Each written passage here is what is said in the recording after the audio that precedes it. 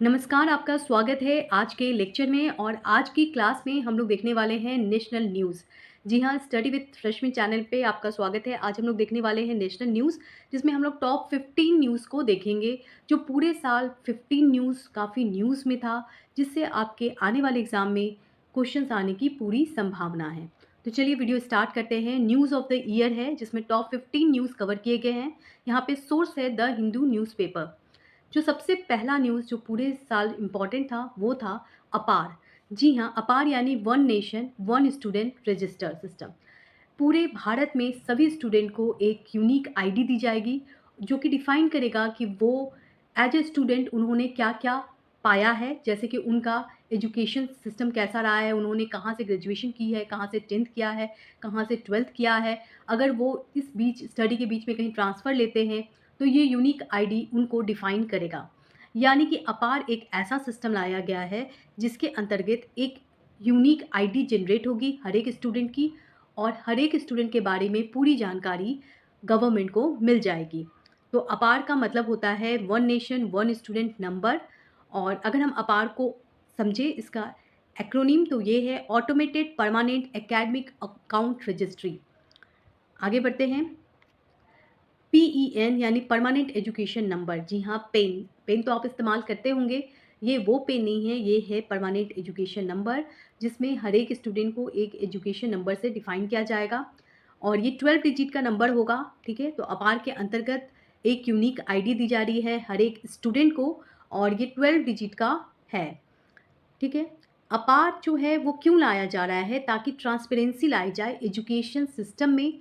और जो भी फ्रॉड होते हैं, जैसे कि आपने देखा होगा बहुत सारे जो होते हैं स्टूडेंट, वो इनरोल नहीं होते हैं, फिर भी उनके नाम से गवर्नमेंट बेनिफिट ले ली जाती है। जैसे कि गवर्नमेंट अगर साइकिल दे रही है तो साइकिल का बेनिफिट ले लिया जाता है। तो ऐसे फ्रॉड केसेस को रोकने के लिए सेंट्रल गवर्नमेंट का ये स्कीम है, जिसका नाम है अपार। तो आपने देखा कि इस स्कीम से क्या होगा, तो इससे करप्शन कम होगा, ट्रांसपेरेंसी लाई जाएगी, और जो फ्रॉड हैं वो फ्रॉड सिस्टम ख़त्म होगा। उसके अलावा ये ट्रांसफ़र करने में हेल्पफुल होगा। अगर बीच में अगर कोई बच्चा टीसी लेता है और दूसरे स्कूल में ट्रांसफ़र लेता है, तो पहले क्या होता था, उसमें भी फ्रॉड होते थे। एक ही बच्चे के नाम से 2-3 स्कूल में इनरोलमेंट चल रहा है, उनको ख़त्म करने की कोशिश की जा रही है। तो अगर आप ट्रांसफ़र ले रहे हो तो आपके पास ये नंबर होना आवश्यक है, जिसे हम लोग कहते हैं पेन नंबर, यानी परमानेंट एजुकेशन नंबर। अपार के अंतर्गत पेन नंबर दिया जाता है, जो कि 12 डिजिट का है, वो और एक स्टूडेंट को मिलेगा। और याद रखें, ये क्लास 1 टू 12th के बीच में ये परमानेंट एजुकेशन नंबर आपको मिल जाना चाहिए, क्योंकि अगर आप इस बीच में कहीं ट्रांसफ़र लेते हैं तो ये नंबर ही होगा, तभी आपका ट्रांसफ़र होगा। तो ये नंबर बहुत ही आवश्यक है, अनिवार्य हो चुका है। ठीक है? उसके अलावा आपके एकेडमिक डॉक्यूमेंट के रिकॉर्ड के लिए भी अपार दिया जा रहा है, यानी कि एक एजुकेशन नंबर दिया जा रहा है, यूनिक आईडी दी जा रही है, ताकि आपका एकेडमिक डॉक्यूमेंट कॉपी ना हो सके, डुप्लीकेट ना हो पाए। ठीक है? तो ये एक बहुत ही बड़ा रेवोल्यूशन है और पूरे साल ये न्यूज़ में छाया हुआ था, पेन नंबर अपार। चलिए आगे बढ़ते हैं, सेकंड न्यूज़ पे आते हैं, जो मोस्ट इम्पॉर्टेंट है, वो है फिनांस कमीशन। जी हाँ, फिनांस कमीशन का बनना बहुत बड़ा न्यूज़ था, और इसके लिए एक पूरी कमीशन बनाई गई, जो कि रेवेन्यू डिस्ट्रीब्यूशन को डिफाइन करता है। सेंटर को कितना पैसा देना है, स्टेट को कितना पैसा देना है, ये कौन डिफाइन करता है? Finance commission. ये बात मैं नहीं कह रही हूँ, ये बात हमारी कॉन्स्टिट्यूशन में लिखा है कि फिनांस कमीशन एक ऐसा बॉडी होगा जो कि डिफाइन करेगा रेवेन्यू सेंटर का और स्टेट का। ठीक है? और ये जो पूरा फिनांस कमीशन है वो बन चुका है, और इसके रिकमेंडेशन कब से फॉलो होंगे? तो ये रिकमेंडेशन फॉलो होंगे अप्रैल 1 2026, यानी कि 2026 से 16 फिनांस कमीशन अपना रिकमेंडेशन देगा पूरे भारत को, और उसे मानना पड़ेगा। 16 फिनांस कमीशन के चेयरमैन कौन बने हैं? तो वो बने हैं अरविंद पनगारिया, जो कि कौन है? तो वो वाइस चेयरमैन रह चुके हैं नीति आयोग के। नीति आयोग एक ऐसा बॉडी है जो कि भारत में फिनेंशियल डिसीजन मेकिंग ऑर्गेनाइजेशन है, और इसके जो वाइस चेयरमैन थे अरविंद पेनगारिया, उन्हें ही बनाया गया है चेयरमैन 16th फिनांस कमीशन का। सेंटर स्टेट रिलेशन की अगर हम बात करें, तो फिनांस कमीशन जो होता है वो सेंटर और स्टेट रिलेशन को डिफाइन करता है। ये बात कॉन्स्टिट्यूशन में कहा गया है। और कुछ काम देखते हैं जो कि 16th फिनांस कमीशन को करना है, जिस पे वो रिकमेंडेशन दे रहा है। तो पहला तो वो बता रहा है डिवीज़न ऑफ टैक्स। जी हाँ, कैसे टैक्स का डिवीज़न होना है, क्योंकि हम सभी जानते हैं कि जीएसटी लागू हो चुका है और जीएसटी के अंतर्गत 2 टाइप के टैक्स आपको देने पड़ते हैं। एक सेंट्रल जीएसटी लागू हुआ है और स्टेट जीएसटी, और दोनों ही को जो जीएसटी है उसको डिस्ट्रीब्यूट करना होता है, सेंट्रल को भी और स्टेट को भी। तो ये जो डिस्ट्रीब्यूशन सिस्टम है उसको डिफाइन करती है फिनांस कमीशन। तो डिवीज़न ऑफ टैक्स प्रोसीड्स बताया गया है। उसके अलावा अगर कोई भी ग्रांट दिया जाता है, जैसे आपने बहुत ज़्यादा सुन रहे होंगे, अभी न्यूज़ में काफ़ी ज़्यादा है, क्या बिहार को स्पेशल स्टेटस दिया जा रहा है या नहीं दिया जा रहा है। तो ये जो स्पेशल स्टेटस देना या फिर उसके अंतर्गत कुछ ग्रांट दिया जाएगा, अगर बिहार को स्पेशल स्टेटस मिलेगा तो उसके बाद उसको कुछ एक्स्ट्रा पैसे भी दिए जाएंगे। तो ये जो ग्रांट होता है, जो पैसे दिए जाते हैं स्टेट को, वो भी कौन डिफाइन करता है, वो भी डिफाइन किया जाता है फिनांस कमीशन के द्वारा, कि कितना पैसा सेंटर जो है वो स्टेट को देगी। ठीक है, तो फिनांस कमीशन बहुत इंपॉर्टेंट बॉडी है और 16 फिनांस कमीशन बन चुका है, पूरा कमीशन बनाया गया, एक कमेटी बनाई गई है जो कि अपने डिसीजन को देगी 2026 तक। उसके अलावा state fund for local bodies, जो लोकल बॉडीज है उनको स्टेट फंड दिया जाएगा। ठीक है, तो स्टेट फंड दिया जाता है लोकल बॉडीज को, जैसे कि पंचायती होते, पंचायती राज सिस्टम होता है। आप देखोगे फिनांस कमीशन जो होता है वो 2 टाइप के होते हैं। एक तो 16 फिनांस कमीशन बना है, उसी के अंतर्गत स्टेट फिनांस कमीशन बनाया जाता है, जो कि स्टेट गवर्नमेंट के सपोर्ट से, जो स्टेट गवर्नमेंट है उनके रिकमेंडेशन से, उनसे बात करने के बाद वो लोकल बॉडीज़ को पैसे देते हैं। क्योंकि पंचायती राज सिस्टम बहुत इंपॉर्टेंट है, वो रूट सिस्टम है इंडिया का, तो उसे पैसा कहाँ से मिलता है, तो उसे पैसा स्टेट फिनांस कमीशन देता है। ठीक है, उसके अलावा स्टेट फिनांस कमीशन का और क्या काम है, या फिर कह सकते हैं फिनांस कमीशन का क्या काम है, तो फिनांस कमीशन ही डिसास्टर मैनेजमेंट फिनांसिंग करता है। यानी डिसास्टर के टाइम में पूरे मैनेजमेंट को फिनांस करना बहुत ही आवश्यक होता है। जैसे मान लीजिए फ्लड आ गया, ठीक है, केरला में फ्लड आया था, तो ऐसे में जो पैसे होते हैं, क्योंकि एक्स्ट्रा पैसे देने पड़ते हैं, तो यहाँ पे फिनांस कमीशन का रोल आता है। तो आपने देखा फिनांस कमीशन क्या करता है, टैक्स डिफाइन करता है। फिनांस कमीशन जो है वो लोकल बॉडीज़ को फंड देता है, डिसास्टर मैनेजमेंट करता है, उसके अलावा ग्रांट देता है। तो ये सारा काम किसका है, फिनांस कमीशन का है। और अभी हाल में कौन सा फिनांस कमीशन बना है, उसकी कमीशन बनाई गई है, तो 16 फिनांस कमीशन बनाया गया है। लेकिन वो लागू कब से होगा, सवाल तो ये आएगा। तो वो लागू होगा 1 अप्रैल 2026 से। ठीक है, तो ये है फिनांस कमीशन।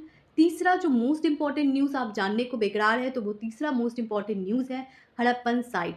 जी हाँ, भारत में मिला है एक और हड़प्पन साइट, जो कि बहुत ही बड़ा न्यूज़ है, क्योंकि आपने पूरी हिस्ट्री में पढ़ा होगा most of the Harappan site जो है वो कहाँ है, पाकिस्तान में है। जैसे मोहनजोदाड़ो जो बहुत ही फेमस साइट है। उसके अलावा कुछ और इंडस वैली साइट्स जो हैं वो हैं इंडिया में हड़प्पन साइट्स के नाम से जाने जाते हैं, जैसे कि राखीगढ़ी साइट। राखीगढ़ी साइट को आपको पता है अभी तक एनसीईआरटी बुक में उसे नहीं बताया गया था, क्योंकि वो बहुत ही लेट डिस्कवर किया गया था। तो क्योंकि हम लोग पुरानी बुक फॉलो कर रहे थे, तो अभी हाल में एनसीईआरटी बुक में भी राखीगढ़ी साइट को इंट्रोड्यूस कर दिया गया है। और राखीगढ़ी के अलावा दूसरा जो मोस्ट इंपॉर्टेंट साइट है, जो आपने हिस्ट्री में ऑलरेडी पढ़ चुके हैं, वो कौन सा है, वो गुजरात का लोथल साइट है। तो लोथल साइट जो है गुजरात का, वो माना जाता है हड़प्पन साइट। और अभी हाल में गुजरात में ही एक और नया साइट मिला है, और इस साइट का नाम है पेदिता बेट साइट। तो नाम याद रखिए, क्योंकि हो सकता है कुछ दिनों बाद फिर आपके एनसीईआरटी बुक में इसको इंट्रोड्यूस कर दिया जाए। तो कौन सा है ये, पेदिता बेट साइट, जो कि कच्छ डिस्ट्रिक्ट गुजरात में मिला है। कच्छ जो कि बहुत ही डिजर्ट रीजन है, वहाँ पे मिला है ये, जो कि 5200 साल पुराना है। पेदिता बेट कच्छ डिस्ट्रिक्ट गुजरात में मिला है ये साइट। यहाँ पे यूनिक पोट्री सिस्टम है, सेमी प्रीसियस स्टोन है, बीट्स है। चलिए जानते हैं चौथा most important news, Manipur peace accord. ये क्या है, तो देखिए मणिपुर में बहुत ज़्यादा वायलेंस रहा है पूरे साल, तो इसी संदर्भ में ये पीस अकॉर्ड भी साइन किया गया है। मणिपुर पीस अकॉर्ड साइन किया गया है government of India, Manipur government और यूएनएलएफ के बीच में। अब ये यूएनएलएफ क्या है, तो यूनाइटेड नेशन लिबरेशन फ्रंट है, जो कि उसके साथ मिलकर ये पीस एग्रीमेंट साइन किया गया है। ये एग्रीमेंट क्यों साइन किया गया है, क्योंकि एक ग्रुप है मणिपुर में जिसको मेती कमेटी कहा जाता है, और मेती कमेटी के ही ये मेंबर्स है यूएनएलएफ में, यूनाइटेड नेशन लिबरेशन फ्रंट में कौन है, मेती ग्रुप के मेंबर हैं, जो कि गवर्नमेंट से नाराज़ थे और पूरा मणिपुर आग में झुलस रहा था। तो मणिपुर को बचाने के लिए ये स्टेप लिया गया है। यूएनएलएफ खुद आगे आया है और ये पीस एग्रीमेंट को साइन किया है। तो यूएनएलएफ जो कि एक मिली एक्सट्रीमिस्ट ग्रुप है और मणिपुर गवर्नमेंट और गवर्नमेंट ऑफ इंडिया के बीच में ये एक्ट साइन किया गया है और ये बहुत ही इम्पोर्टेंट ग्रुप है जिसको अभी हाल में कुछ दिनों पहले से बैन कर दिया गया था, लेकिन सरकार ने इनकी बातें सुन ली हैं और इनके साथ पीस एग्रीमेंट साइन कर लिया है। चलिए जानते हैं पाँचवां मोस्ट इम्पॉर्टेंट न्यूज़ जो कि पूरे साल छाया रहा, वो है असेंबली इलेक्शन। जी हाँ, पूरे साल बहुत सारे स्टेट लेजिस्लेटिव असेंबली में इलेक्शन हुए और वहाँ पे चेंजेस आए हैं। जैसे कि अभी 5 स्टेट में इलेक्शन हुआ था नवंबर 2023 में, राजस्थान, मध्य प्रदेश, छत्तीसगढ़, तेलंगाना और मिज़ोरम में। ठीक है, तो ये 5 स्टेट में इलेक्शन हुआ था। क्या इलेक्शन हुआ था, क्या रिजल्ट हुआ था, सब जानते हैं। तो देखिए, मोहन यादव को बनाया गया है chief minister of Madhya Pradesh. Vishnu देव साई को बनाया गया है छत्तीसगढ़ के चीफ मिनिस्टर। नाम इंपॉर्टेंट है, विष्णु देव साई। आगे देखते हैं, भजन लाल शर्मा को बनाया गया है राजस्थान के चीफ मिनिस्टर। वही उड़ीसा के चीफ मिनिस्टर बने हैं मोहन चरण मांझी। और अगर हम बात करते हैं, अभी हाल में असेंबली इलेक्शन जीत हुई है ना, इलेक्शन में अभी हाल में इलेक्शन हुई थी। इलेक्शन में कुछ असेंबली इलेक्शन भी हुई थी। ठीक है, तो सेंट्रल गवर्नमेंट के साथ साथ कुछ स्टेट गवर्नमेंट में भी बदलाव आए हैं। जैसे कि उड़ीसा में नए चीफ मिनिस्टर बने हैं। क्या नाम है इनका? मोहन चरण मांझी। और चंद्रबाबू नायडू बने हैं chief minister of Andhra Pradesh. Revanth Reddy जो है वो चीफ मिनिस्टर बने हैं तेलंगाना के। तो तेलंगाना के चीफ मिनिस्टर कौन बने हैं? रेवंत रेड्डी। अगर हम चीफ मिनिस्टर ऑफ मिज़ोरम की बात करें तो वो है लाल धूहुमा। वो चीफ मिनिस्टर बने हैं मिज़ोरम के और बीजेपी की अच्छी जीत रही थी। ठीक है, नवंबर के इलेक्शन में मध्य प्रदेश, राजस्थान और छत्तीसगढ़ में उनकी जीत रही और कांग्रेस की जीत केवल तेलंगाना में थी। अभी हाल में भी मोदी गवर्नमेंट फिर से आ चुकी है और इसका पूरा लिस्ट आपको मिल जाएगा कम्युनिटी पोस्ट में। कैबिनेट मिनिस्टर्स का, स्टेट मिनिस्टर्स के पूरे लिस्ट मैंने डाल दिए हैं। असेंबली इलेक्शन की बात करें तो देखिए, उड़ीसा, तमिलनाडु और आंध्र प्रदेश में अभी हाल में इलेक्शन हुआ और एन चंद्रबाबू नायडू ने फिर से आंध्र प्रदेश के चीफ मिनिस्टर बने हैं। तमिलनाडु के कौन है चीफ मिनिस्टर? तो वो है एम के स्टैलिन। याद रखें, कौन है तमिलनाडु के चीफ मिनिस्टर? एम के स्टैलिन। और चंद्रबाबू नायडू हैं आंध्र प्रदेश के चीफ मिनिस्टर। असेंबली इलेक्शन काफ़ी न्यूज़ में था, तो इसके बारे में आप जान सकते हैं कि कौन कौन से जीते हैं। असेंबली इलेक्शन जो होता है जिसके अंतर्गत 5 साल की सरकार बनाई जाती है। आगे बढ़ते हैं, नेक्स्ट न्यूज़ जो 6th न्यूज़ है वो है hit and run law. Hit and run law काफ़ी न्यूज़ में था पूरे साल। क्यों न्यूज़ में था? क्योंकि इसमें बदलाव किए गए हैं। पहले क्या होता था, पहले इनफैक्ट आपने मूवी में भी देखा होगा, किसी को कभी मरवाना होता था मूवी में किसी विलेन को, तो वो क्या करते थे, किसी ट्रक ड्राइवर को भेज देते थे और वो मर्डर करके आ जाता था। क्यों ऐसा किया जाता था? क्योंकि ट्रक ड्राइवर्स को सज़ा नहीं मिलती थी, बहुत गंभीर सज़ा। इसलिए ये लूप होल का इस्तेमाल किया जाता था विलेंस के द्वारा। ठीक है, तो अभी हाल में इसमें भी बदलाव किए गए हैं और हिट एंड रन लॉ लाया गया है जिसके अंतर्गत ये आईपीसी में इंट्रोड्यूस किया गया है। न्यू आईपीसी बन चुका है जिसको हम लोग भारतीय न्याय संहिता बिल कहते हैं। उसके अंतर्गत ये रिप्लेसमेंट की जा रही है हिट एंड रन लॉ में।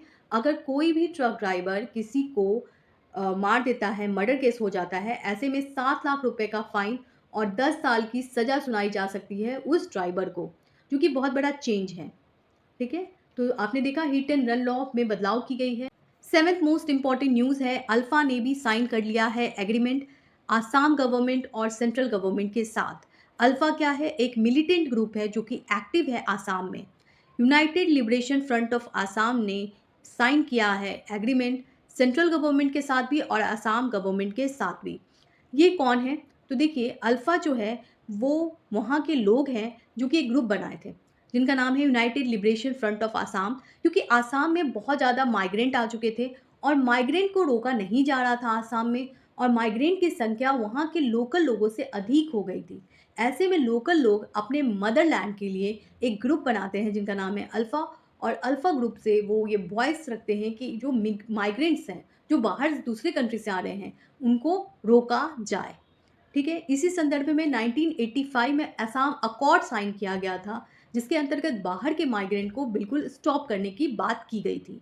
1990 में बजरंग ऑपरेशन चलाया गया था गवर्नमेंट के द्वारा, ताकि जो आसाम में रिफ्यूजीज हैं उनको बाहर निकाला जा सके।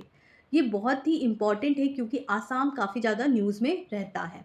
तो आसाम ने क्या किया है, आसाम गवर्नमेंट ने अल्फा ग्रुप के साथ एग्रीमेंट साइन किया है और इसे भी पीस अकॉर्ड ही कहा जाएगा। चलिए आगे बढ़ते हैं। 8वां मोस्ट इम्पॉर्टेंट न्यूज़ जानते हैं, पूरे साल रहा, छाया हुआ रहा, वो है पीएम जनमन स्कीम। ये बहुत ही इम्पॉर्टेंट स्कीम है क्योंकि ये बजट में भी अनाउंस किया गया है। इनफैक्ट नवंबर के टाइम में हम लोग बनाते हैं जनजातीय दिवस, उस दिन ही इस योजना को घोषित किया गया, बताया गया हमारे प्राइम मिनिस्टर के द्वारा। कहाँ पे बताया गया? कुंती, झारखंड में बताया गया।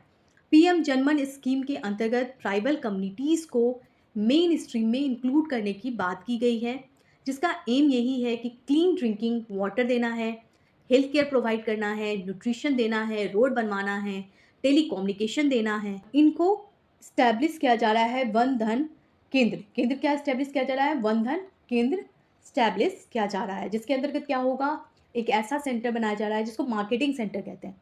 ठीक है, तो मार्केटिंग सेंटर बनाया जा रहा है जहाँ पे सामान बेचा जाएगा। जो ट्राइबल ग्रुप है वो बहुत ही ब्यूटीफुल चीज़ें बनाते हैं, जैसे सॉल बनाते हैं। अगर आप चाहेंगे तो नॉर्थ ईस्ट में हर एक जो ट्राइबल ग्रुप है ना, नागा ट्राइब्स है, वो ब्यूटीफुल सॉल बनाएंगे। फिर नागा से अगर आप आगे बढ़िएगा तो जो भी ट्राइब्स है, वो खासी ट्राइब्स, वो भी बहुत अच्छे सॉल बनाते हैं, तो ये सॉल को बेचा जाएगा यहाँ पे। उसके अलावा उनके द्वारा ब्यूटीफुल बास्केट्स बनाए जाते हैं, उनको यहाँ पे बेचा जाएगा। तो वंदन केंद्र एक सेंटर है जहाँ पे मार्केटिंग एग्जीबिशन लगाई जाएगी, मार्केटिंग मेला लगाया जाएगा, जहाँ पे ये अपने सामान को बेच पाएंगे। पार्टिकुलरली वनरेबल ट्राइबल ग्रुप के बारे में जान लेते हैं क्योंकि 2018 के यूपीएससी एग्जाम में इससे बहुत सारे क्वेश्चन आए थे। पार्टिकुलरली वनरेबल ट्राइबल ग्रुप जो है वो एक ग्रुप है जिसका पहली बार जो डिस्कशन हुई थी वो हुई थी 1973 में। 1973 में देबर कमीशन आया था जिसने इन ग्रुप के बारे में बताया था। उन्होंने बोला कि ट्राइबल ग्रुप में भी कुछ ऐसे जाति हैं जो कि बहुत ज़्यादा पिछड़े हुए हैं, प्रिमिटिव टाइप ट्राइबल ग्रुप है, उनकी भलाई के लिए ये एक कमीशन बनाई गई थी जिनका नाम है डेबर कमीशन। कहानी कुछ ऐसी है कि ब्रिटिश टाइम में क्या था कि ब्रिटिश गवर्नमेंट जो है वो ज़मीन छीन रही थी, जिसके अंतर्गत आपने देखा था बिरसा मुंडा और बहुत सारे जो रिवोल्यूशनरीज थे उन्होंने लड़ाई की थी। तो उस टाइम क्या था कि ये जो ब्रिटिश गवर्नमेंट थी वो इन ट्राइबल ग्रुप के ज़मीन को ले रहे थे। ऐसे में कुछ ट्राइबल ग्रुप्स जो है वो ब्रिटिश गवर्नमेंट के साफ खिलाफ खड़े हो गए थे, जिनको ब्रिटिश गवर्नमेंट हरा नहीं पाई थी। ऐसे ग्रुप को ब्रिटिश गवर्नमेंट ने डाकू का नाम दे दिया था, रॉबर्ट्स का नाम दे दिया था, और ब्रिटिश गवर्नमेंट उनकी मदद नहीं कर रही थी। लेकिन आज़ादी के बाद इन बातों को ध्यान में रखा गया कि ऐसे अभी भी बहुत सारे ग्रुप है जो कि बहुत ज़्यादा पिछड़े हुए हैं। ठीक है, अच्छा कोई ग्रुप पिछड़ा हुआ कैसे माना जाता है? उनके तरीके से, वो जिस तरह से रह रहे हैं वो उस तरह से नहीं रह रहे जैसे आम लोग रह रहे हैं, पहला। दूसरा, उसमें जो विमेन होती है उनकी कंडीशन बहुत पिछड़ी हुई होती है। ठीक है, यानी कि उनकी जो शादी होती है वो बहुत कम एज में हो जाती है, साथ में उनके साथ बहुत ही अच्छे व्यवहार नहीं किए जाते हैं। तो ऐसे में उनको हम लोग ट्राइबल ग्रुप मानेंगे जो कि पिछड़े ट्राइबल ग्रुप है। ठीक है, तो यहाँ पे उन ग्रुप की बात की जा रही है जिनको पिछड़ा ट्राइबल ग्रुप कहते हैं। ये पहली बार 1973 में देबर कमीशन ने बताया था।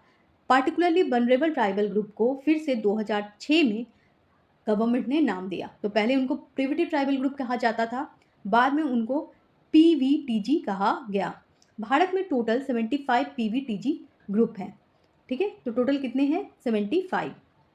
उड़ीसा में 15 है, आंध्र प्रदेश में 12, झारखंड में 9, मध्य प्रदेश और छत्तीसगढ़ में 7 और तमिलनाडु में 6। चलिए देखते हैं 9th मोस्ट इंपॉर्टेंट न्यूज़ जो पूरे साल छाया रहा वो था आर्टिकल 370 से रिलेटेड, क्योंकि 2019 में आर्टिकल 370 को हटा दिया गया था। सेंट्रल गवर्नमेंट ने हटा दिया था आर्टिकल 370 जम्मू एंड कश्मीर से, और जम्मू और कश्मीर को यूटी बना दिया गया था, यानी यूनाइटेड टेरिटरी। सुप्रीम कोर्ट ने ये फैसला को सही माना है। ये न्यूज़ आता है आपके दिसंबर के महीने में, 2023 के दिसंबर में, इसलिए ये न्यूज़ काफ़ी इम्पॉर्टेंट हो जाता है। आर्टिकल 370 जो है वो स्पेशल स्टेटस देता था जम्मू एंड कश्मीर को, और इसके अंतर्गत एक सेपरेट कॉन्स्टिट्यूशन होता था जम्मू एंड कश्मीर का, एक सेपरेट स्टेट फ्लैग होता था। ठीक है, और वहाँ का खुद का एक एडमिनिस्ट्रेशन होता था। आर्टिकल 370 के हटने के बाद जम्मू एंड कश्मीर में बहुत सारे बदलाव किए गए। सेंट्रल गवर्नमेंट दावा करती है कि बहुत ही अच्छे माहौल हुए हैं। तो चलिए जानते हैं जम्मू एंड कश्मीर के कंडीशन को आर्टिकल 370 के हटने के बाद। तो सबसे पहले तो एडमिनिस्ट्रेटिव कंट्रोल में बदलाव किए गए हैं, ठीक है, क्योंकि जम्मू एंड कश्मीर क्या बन गया है, यूनाइटेड टेरिटरी बन गया है, अब ये स्टेटहुड नहीं रहा है। इसमें बहुत सारे इन्वेस्टमेंट किए गए हैं सेंट्रल गवर्नमेंट के द्वारा। पब्लिक इन्वेस्टमेंट इसमें करीब 25,000 करोड़ किए गए हैं। वहीं अगर हम प्राइवेट इन्वेस्टमेंट की बात करें तो वो 80,000 करोड़ किया गया है। यानी कि जो पहले नहीं हो पा रहा था इन्वेस्टमेंट जम्मू एंड कश्मीर में, वो इस आर्टिकल के हटने के बाद किया जा रहा था, क्योंकि प्राइवेट सेक्टर भी आ चुके थे जम्मू एंड कश्मीर में इन्वेस्टमेंट करने। तीसरा जो मोस्ट इंपॉर्टेंट चेंज देखा गया जम्मू एंड कश्मीर में वो था टूरिज्म। जी हाँ, टूरिज्म एक अच्छे लेवल पे पहुंचा, क्योंकि पहले लोग जम्मू एंड कश्मीर जाने से डरते थे, लेकिन आर्टिकल 370 के हटने के बाद जम्मू एंड कश्मीर के एडमिनिस्ट्रेशन सिस्टम में सुधार आया और लोग जम्मू एंड कश्मीर जाना पसंद किए, और टूरिज्म में ये काफ़ी अच्छा रिजल्ट देखा गया है। साथ में पीस माना जा रहा है, शांति रही है कश्मीर में, क्योंकि काफ़ी स्टूडेंट इन्वॉल्व होते थे कश्मीर में स्टोन पेल्टिंग में, ठीक है। तो स्टोन पेल्टिंग में यानी कि पत्थरबाजी में, पत्थर फेंकने में काफ़ी ज़्यादा स्टूडेंट इन्वॉल्व रहते थे, तो वो कम देखा गया है। न्यूज़, तो 10th मोस्ट इम्पॉर्टेंट न्यूज़ ये रहा, ग्लोबल क्राफ्ट सिटी बनाया गया है श्रीनगर को। श्रीनगर जम्मू एंड कश्मीर का कैपिटल है और श्रीनगर को बनाया गया है ग्लोबल क्राफ्ट सिटी, और ये बनाया जाता है World Craft Council international organisation के द्वारा, जो कि कुवैत का एक ऑर्गेनाइजेशन है, और उसने ये बात कही है। Kashmir craft is mostly influenced by central Asian countries. तो कश्मीर में जो क्राफ्ट किए जाते हैं वो बहुत ही खूबसूरत होते हैं, और इसी संदर्भ में इसे ग्लोबल क्राफ्ट सिटी का दर्जा दिया जाता है। ये दर्जा दिया गया है कुवैत के एक ऑर्गेनाइजेशन के द्वारा, जिसका नाम है वर्ल्ड क्राफ्ट काउंसिल इंटरनेशनल, ठीक है। तो देखिए ये ब्यूटीफुल आपको दिख रहा होगा, ये ब्यूटीफुल क्राफ्ट यहाँ पे दिख रहा है, कितना ब्यूटीफुल है ये टोपी, जो कि बनाया गया है, कश्मीर आर्ट को प्रेजेंट करता है। उसके अलावा आपने कारपेट देखा होगा, कश्मीरी कारपेट बहुत फेमस है। फिर कश्मीरी क्राफ्ट में बहुत ज़्यादा फेमस होते हैं उनका वुडन क्राफ्ट, तो यहाँ पे दिख रहा है आपको वुडन क्राफ्ट बनाया गया है। दूसरी सिटी जिनको ऑलरेडी ये दर्जा दे दिया गया है वर्ल्ड क्राफ्ट सिटी का, वो है मैसूरू। मैसूरू में किन्नल पेंटिंग काफ़ी फेमस है, यहाँ पे पिक्चर दिख रहा होगा आपको किन्नल पेंटिंग का। किन्नल पेंटिंग जो है वो रिप्रेजेंट करता है मैसूरू आर्ट को, और मैसूरू आर्ट को भी, मैसूर सिटी को भी मिला है वर्ल्ड क्राफ्ट सिटी का दर्जा। उसके अलावा जयपुर को मिला है वर्ल्ड क्राफ्ट सिटी का दर्जा, क्योंकि यहाँ पे जेम सेटिंग यानी कि जो पत्थर होते हैं, जो हीरा वगैरह का जो काम तराशा जाता है, वो काम कहाँ होता है, जयपुर में होता है। उसके अलावा गोटा पट्टी का काम होता है जयपुर में, और इसलिए जयपुर को मिला है क्राफ्ट सिटी का दर्जा। ममलापुरम जो कि स्टोन कार्विंग के लिए जाना जाता है, ये भी दिया गया है, वर्ल्ड क्राफ्ट सिटी का दर्जा मिला है। तो आप देख लो किसको किसको मिला है।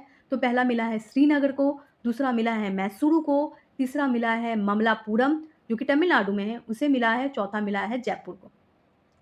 चलिए जानते हैं 11th मोस्ट इंपॉर्टेंट न्यूज़। तो सुविधा पोर्टल इंट्रोड्यूस किया गया इलेक्शन कमीशन ऑफ इंडिया के द्वारा, क्योंकि इलेक्शन था, पूरे साल छाया रहा ये न्यूज़, इलेक्शन है इलेक्शन।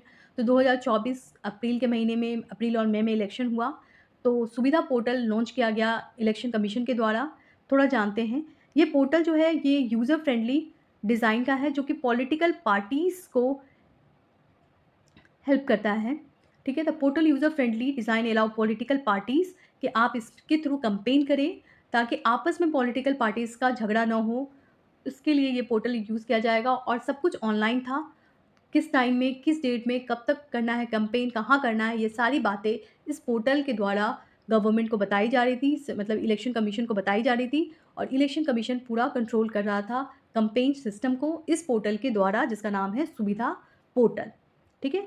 तो सुविधा पोर्टल बहुत इंपॉर्टेंट है, क्योंकि इससे क्या हुआ, जो पूरा सिस्टम है वो मैनेज हुआ था, इलेक्शन कहाँ करना है, कौन सा व्हीकल लेना है, क्या एयर बलून का यूज़ करना है, नहीं करना है, ये सारी बातें यहाँ पे क्लियर हुई हैं। आगे बढ़ते हैं, 12th मोस्ट इंपॉर्टेंट न्यूज़ देखते हैं। India plans to build first commercial crude storage. India ने प्लान किया है पहला कमर्शियल क्रूड स्टोरेज बनाने का। India which meets over 85% of its oil needs through import. India ने सोचा है कि क्यों ना हम अपना एक क्रूड ऑयल स्टोरेज बनाएं। क्यों बनाएं? क्योंकि इससे पहले क्या था इससे पहले ये था कि 85% हमें तो तेल बाहर से ही लाना पड़ता है।